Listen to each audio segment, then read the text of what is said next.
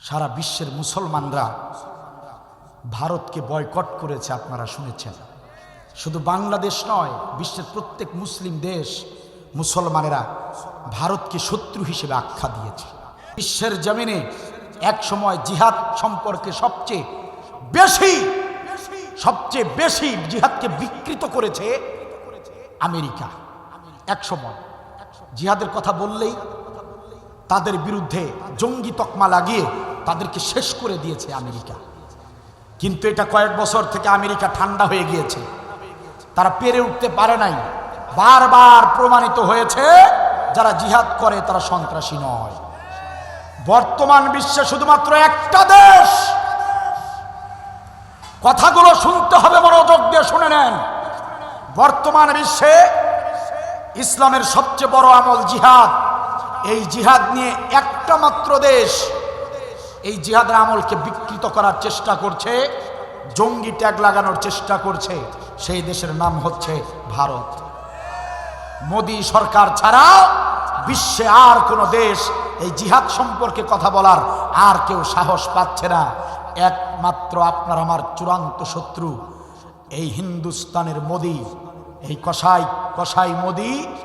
এই ব্যক্তি জিহাদের বিরুদ্ধে এখনো উঠে পড়ে লেগে আছে এবং বাংলার জমিনেও হাসিনা জালিম সরকার যা কিছু করেছে, জঙ্গির যত নাটক করেছে, হোটেলের নাটক, বাড়িতে বাড়িতে জঙ্গি পাওয়া গিয়েছে, এরপরে বোমা উদ্ধার করা হয়েছে, যত দেখেছেন। মনিরুল ইসলাম ওই সময়ের পুলিশ কমিশনার, আর পরবর্তীতে আসলো হাউন আঙ্কেল, এদের মাধ্যমে নাটক করেছে। নাটকগুলো হাসিনার ব্যক্তিগত নাটক ছিল না, সমস্ত নাটকের দাদা ছিল মিস্টার মোদী সরকার। কথা বলেন ঠিক কিনা?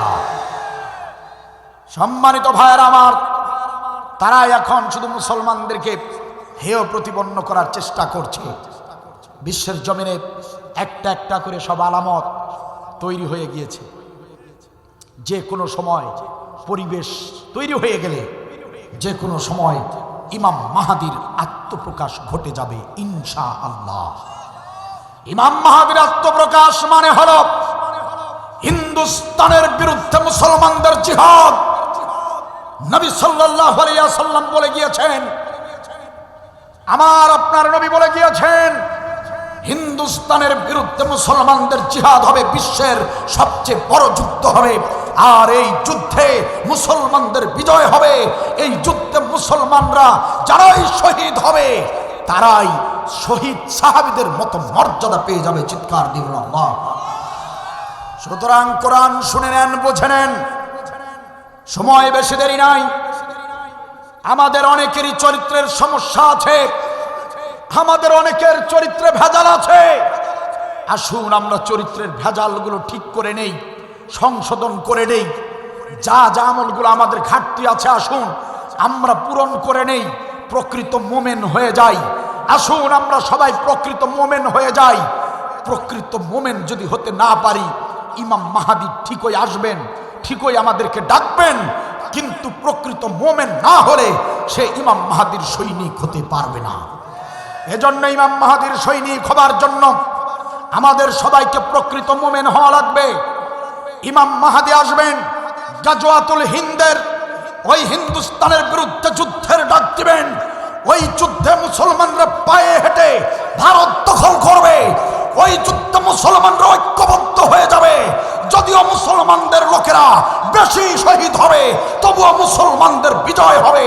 আর সেই ডাক যদি এসে যায়, তাহলে আমি আব্দুল বারী যেতে রাজি আছি। ঝিনাইদহ জেলার মুসলমানেরা বাড়িঘর ছাড়তে হবে, সন্তান ছাড়তে হবে, ইমাম মাহাদির ডাকে মোদির বিরুদ্ধে, হিন্দুস্তানের বিরুদ্ধে জিহাদের ময়দানে যেতে হবে। কারা কারা রাজি আছো? দুহাত তুলে আল্লাহকে দেখাও। এজন্য কোরআনটা পড়তে হবে, বুঝতে হবে, মানতে হবে। কষ্ট হলেও আলোচনা শেষ করে যেতে হবে। কিছু গুরুত্বপূর্ণ মেসেজ আপনাদেরকে দিয়ে যাব ইনশাআল্লাহ। সম্মানিত ভাইয়েরা আমার,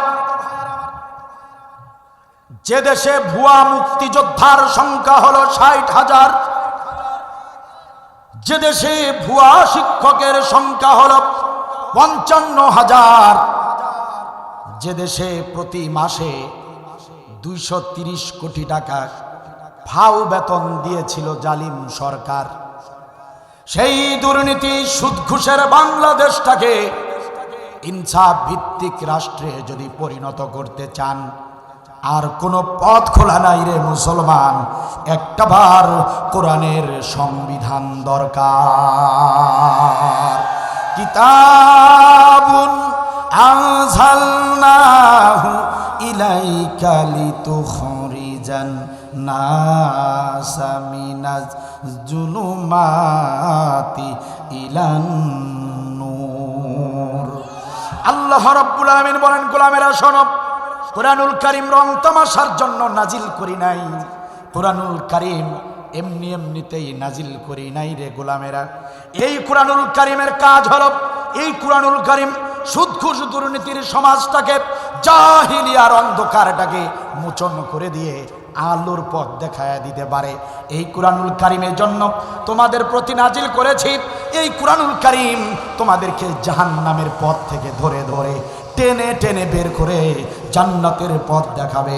কোরআনুল কারীম এজন্য আমি নাজিল করেছি যে এই কোরআনুল কারীম তোমাদেরকে সুন্দর একটি ইনসাফ ভিত্তিক রাষ্ট্র উপহার দিতে পারে। এজন্য এই কোরআনের কাছে আসতে হবে, কোরআন পড়তে হবে, বুঝতে হবে, কোরআনের মতো করেই চলতে হবে। আর সেই কোরআনের নির্দেশ, জিহাদ করো, জিহাদ জিহাদ জিহাদ চালাও। বলতে পারেন জিহাদ মানে কি হুজুর, সেটা বলেন। জিহাদ মানে অনেকেই বলছে বোমাবাজি, অনেকেই বলেছে জিহাদ মানে জঙ্গি, অনেকেই বলছে জিহাদ মানে বোমাবাজি করা। আসলে জিহাদটা কি? আসলে সহজ ভাষায় জেনে নিন।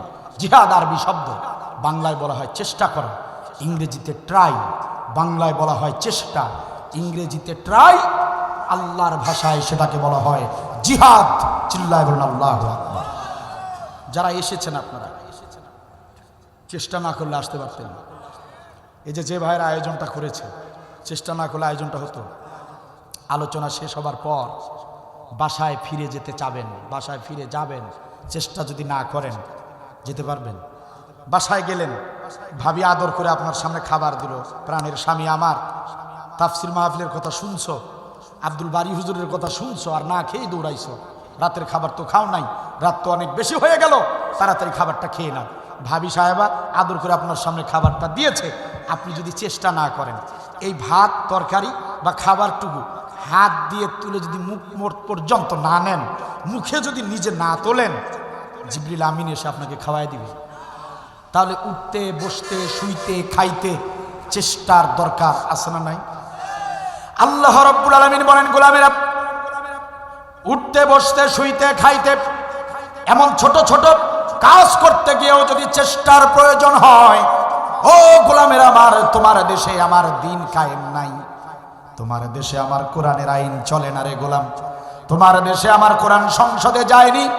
ও গোলামেরা, উঠতে বসতে শুইতে খাইতেও যদি চেষ্টার প্রয়োজন হয়, তবে যে দেশে তোমাদের কোরআনের বিধান চালু নাই, সেই দেশে কোরআনের বিধানটা চালু করার জন্য গোলামেরা বলো, জিহাদ বা চেষ্টা করার দরকার আছে না নাই? সেই চেষ্টা, সব কাজের জন্যই চেষ্টা প্রয়োজন হয় ও গোলাম। সুতরাং আমার কোরআনটাকে সংসদে পাঠাতে গেলেও চেষ্টার প্রয়োজন আছে। ওই চেষ্টার নাম আরবিতে বলা হয় জিহাদ। সুবহানাল্লাহ বলবেন না? যেভাবে চেষ্টা করলে কাজ হবে, যে পদ্ধতিতে চেষ্টা করলে কাজ হবে, সেইভাবেই যথার্থভাবে প্রাণপণ চেষ্টা চালানোকে বলা হয় জিহাদ। সুবহানাল্লাহ বলবেন না? আল্লাহ রাব্বুল আলামিন বলেন, খারাপ লাগছে আপনাদের? ইন্নাল্লাহা ইউহিব্বুল্লাযীনা ইউকাতিলুনা ফি সাবিলিহি সাফফান কান্নাহুম বুনিয়ানুম মারসুস। আল্লাহ তাআলা দেখেন কি সুন্দর কথা বলেছেন। ইন্নাল্লাহ, নিশ্চয় আল্লাহ, ইউহিব্বুল্লাযীনা, তাদেরকে ভালোবাসেন, তাদেরকে মহব্বত করেন।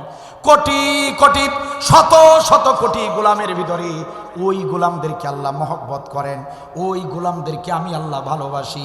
আল্লাহ বলতেছেন ইন্নাল্লাহ, নিশ্চয় আমি আল্লাহ, ইউহিব্বুল্লাযিনা, ওই গোলামদেরকে ভালোবাসি, ইউকাতিলুনা ফি সাবিলিহি, দিন কায়েমের জন্য যারা লড়াই করে, দিন কায়েমের জন্য যারা সংগ্রাম করে, আমার আল্লাহ বলেন কোটি কোটি হাজার কোটি গোলামের ভিতরে ওই গোলামদেরকে আমি আল্লাহ ভালোবাসি। আল্লাহ ভালোবাসেন। জিহাদ যারা করবে তাদেরকে ভালোবাসবেন কে? আল্লাহ বলছেন আমি তাদেরকে ভালোবাসি, ইউহিব্বুল্লাযিনা ইউকাতিলুনা ফি সাবিলিহি। তো আল্লাহ যদি ভালোবাসেন, দুনিয়ার কোন ছাতা পাতা, কোন সরকার আমাকে ভালোবাসলো না, কোন সরকার জিহাদ পছন্দ করলো না, সেটা কোনো মুসলমানের দেখার বিষয় হতে পারে না। ঠিক কিনা বলেন?